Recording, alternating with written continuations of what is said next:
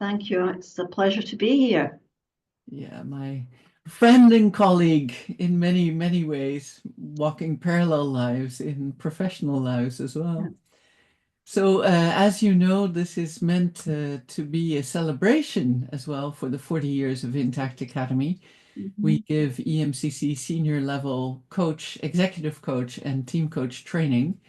And to celebrate, I'm asking a lot of my colleagues and friends and clients to talk about what they're passionate about Mm. today. It's all kind of in the frame of change. Is change possible? And we're all busy with change. Um, so I know you for many, many years, but perhaps for the people who don't know you, would you be willing to introduce yourself? Absolutely. And thank you very much. I'm delighted to be part of this process. I have many happy memories of working in the Academy with wonderful people. And so I'm delighted. And I can't believe it's 40 years, but Incredible, it's huh? incredible. Goes so quickly. I know, I know. So I'm Sandra Wilson. I'm a teaching and supervising transactional analyst in the organisational field. I have a professional doctorate in coaching psychology, and I am accredited at Master Practitioner level with EMCC in coaching, mentoring, and supervision, and Senior Practitioner in team coaching. Um, I trained as a coach 37 years ago, and I've been coaching ever since. And it's for me, coaching is about change. So change and transformation underpins everything that I do. I live in Scotland. It's very important that people say that. So I don't own up to living in the UK. I say I live in Scotland. I'm fiercely proud of my Scottish heritage. So that's something that's very, very dear to my heart. Oh, wonderful. So I happen to know you're busy with many, many things, and you're still teaching and supervising in different Yeah. fields and ways. But we were just talking, and you said I'm particularly passionate about leading after lockdown because Mm, people are still busy with that. yeah.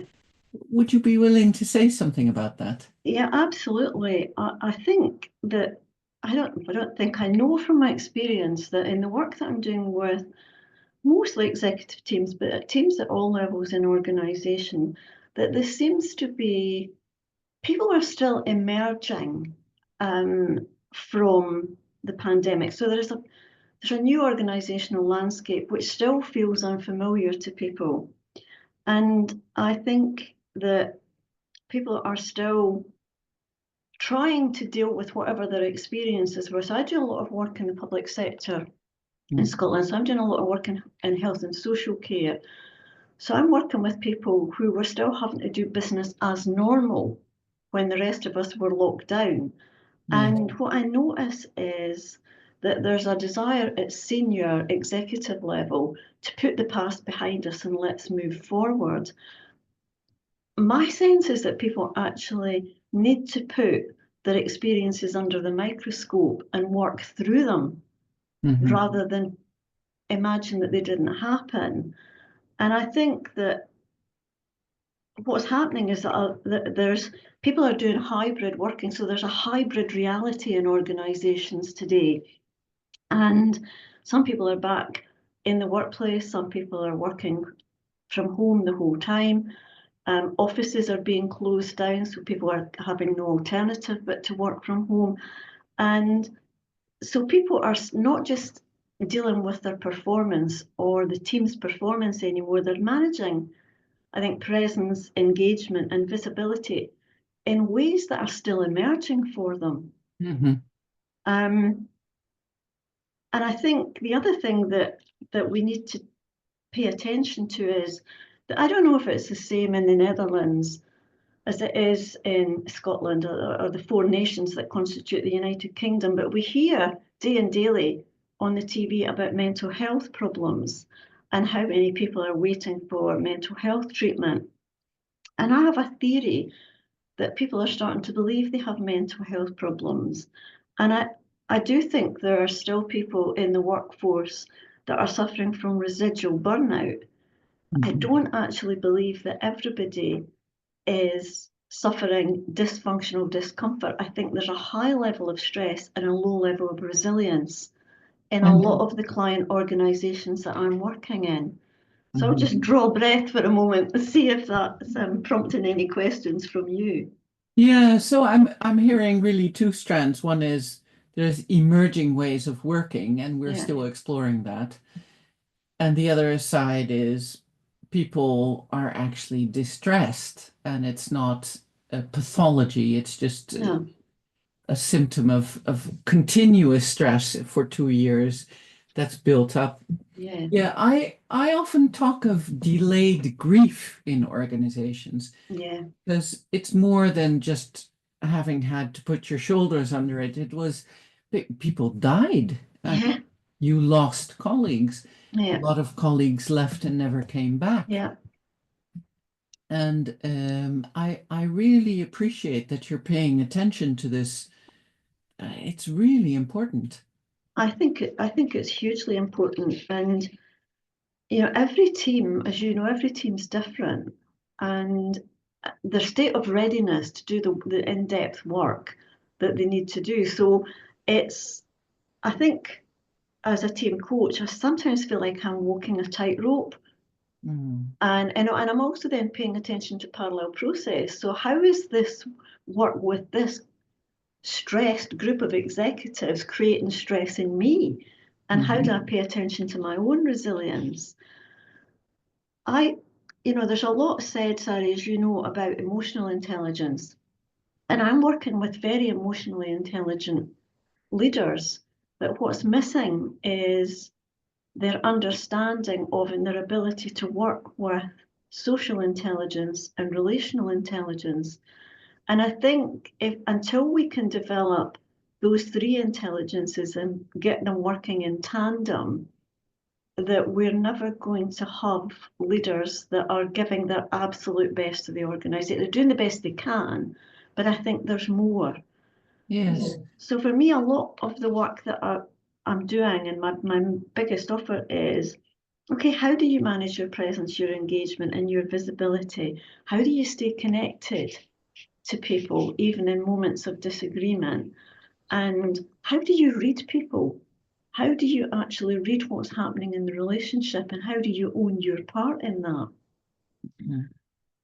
And so what do you I really like this IQ, EQ, RQ almost, Uh-huh. relational quotient. Yeah, And I think that kind of intelligence is really needed to recover from grief because yeah, it's really around and post-crisis trauma, really, absolutely, absolutely. because Yeah, it's about creating that supportive network. yeah. How do you actually teach them that? Well, I mean, I I have a program which is tailored obviously to the needs of the organisation and the team. But let me give you an example of a team that I'm working with, a team who they run a charity, a significant charity for client confidentiality. I can't share more than that. They're all very emotionally intelligent. They're all very hardworking. The chief executive is a charming, gentle person, and they are doing a major shake-up of the organisation in terms of their expectations of the leadership layers at the next level. And they are spending money on the work that they're doing. It's a big project, it's a very ambitious project. And so I was asked to come and do some work with the executive team. And so I said, well, what is it you're looking to do? Mm-hmm. And they said, we don't know. We don't know what we don't know. But we know that if we want everybody else to change, we have to change. So they really came as an open book. And I feel very privileged to be working with them.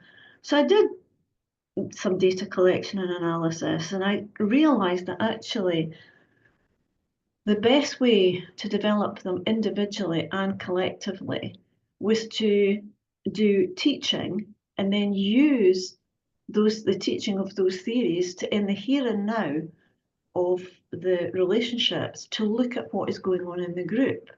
Mm-hmm. And so that's what we're doing. So we do 2 days together where I introduce them to some TA concepts. And then we're doing the next 2 days is the psychology of leadership. So we're going a bit deeper and we're looking at things like transference and countertransference and parallel process. And the last 2 days is how do we put all of this together? What's different about us and how do we show up differently in our environment?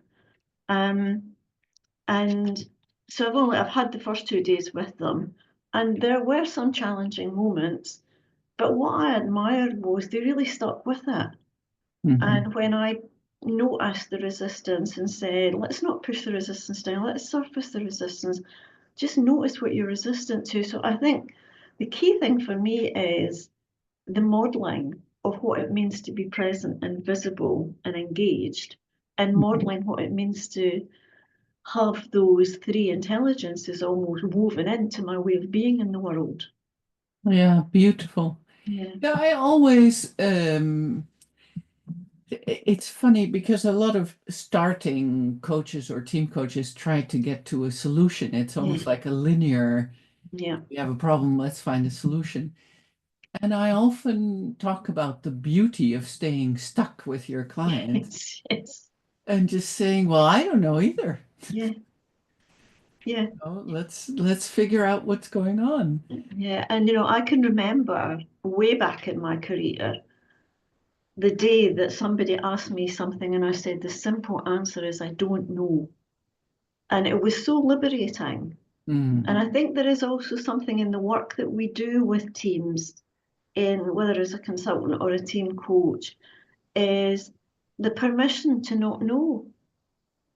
And Figure it out together. absolutely, let's okay, Yeah. let's just put it on the table. Let's just, let's have a look at this and see what might be going on. Mm.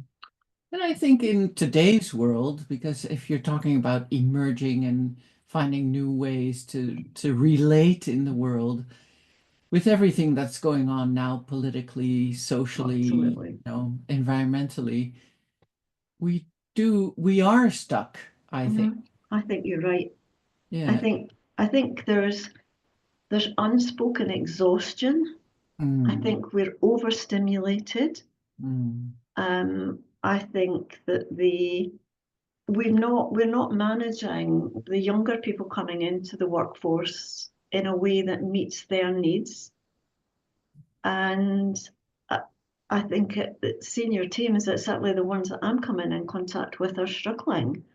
And internal experts are struggling. So internal coaches are struggling, internal team coaches, OD people are struggling, HR people are struggling. And my invitation is, how about we let go of the struggle and just play with this? mhm. Let's explore from a place of no blame, no shame, no judgment. Let's just bring our curiosity. So really, connect to that inner creative child where we can just look, what is this? And let's learn about it. It's beautiful. I can see you do it as you Yeah, speak. So, yeah, it's really close to my heart. It's really close to my heart mhm. because I think what we are challenged with as team coaches is helping people to reconnect with their purpose. Yeah. Particularly when there is big corporate change projects going on and people know who they are and what they've had to do and who they've been, but there's that uncertainty of stepping into that. It's almost like stepping into a void saying, well, we know where we've come from, we know where we want to get to, but we actually haven't got the path mapped out. Yes. Yeah. Yeah. So a lot of people want to be in this kind of change management sphere. If you do that at the individual level or Yeah. team level or organizational level, if you've had a long and rich career in this, and long may it last. If you talk to young people wanting to do this, what would your like three major tips be that you'd like to pass on to this younger generation? I think the first, I was just going to share with you the words that are come, connection. Hmm. So notice the difference and check out how people want you to connect with them. So, and I'm very old school, as you know. So, I love face-to-face contact. I love to be in a room with people. I love to be able to look them in the eye. Um, but I can no longer make the assumption that that's how everybody wants to work. So it's my preference. So how do you want me to connect with you? And here's how I want you to connect. The second thing is walk the talk. And I know that's quite a hackneyed phrase, but I experience quite a lot of people that give themselves a fancy title around the work they do, Mm. but don't actually show up in that way. Yes. So show up. You are the role model for your work. And it's not that I'm perfect and I get it right all the time. But for example, if I say something that sounded better in my head than it did when it came out of my mouth, I will just say that. Or if something comes out with a bit more energy, then I'll say, oh, sorry, that came out with a bit more energy. I'm really passionate about this topic. So there's something about how do I model? It's okay to be who I am, but to be mindful, respectful, and at the same time direct with my clients and my colleagues. So that would be important for me as well. And I think also the younger generation coming in is what's your offer? Really drill down and consider what's your offer. Because I think, and I know I speak for myself, I mean, as a young HR executive and then a fairly young OD consultant, um, I don't really think I knew what my offer was. I think I was going in with a, well, if that's what you want me to do, I think I can do that. Let's give it a go. And I think there is something about the maturity of refining the offer. And Mhm. I'm really clear what my offer is now. I mean, people say to me, well, what is it you do? I say, I help teams get out of their own way. And that usually generates a smile and say, oh, say more about that. So yeah, those are the things that I think I would say to my younger self actually, as well as to people coming in Yes. to Yeah. to our profession now. Oh, thank you, Sandra. It's been wonderful to speak to you, and I'm very happy you're in our field and still contributing. Well, and what I'm really loving about this is I'm noticing how high my energy is. Yeah. And that's always a good sign for me because when my energy's high, I know that the passion's still there for what I do. And there's always more.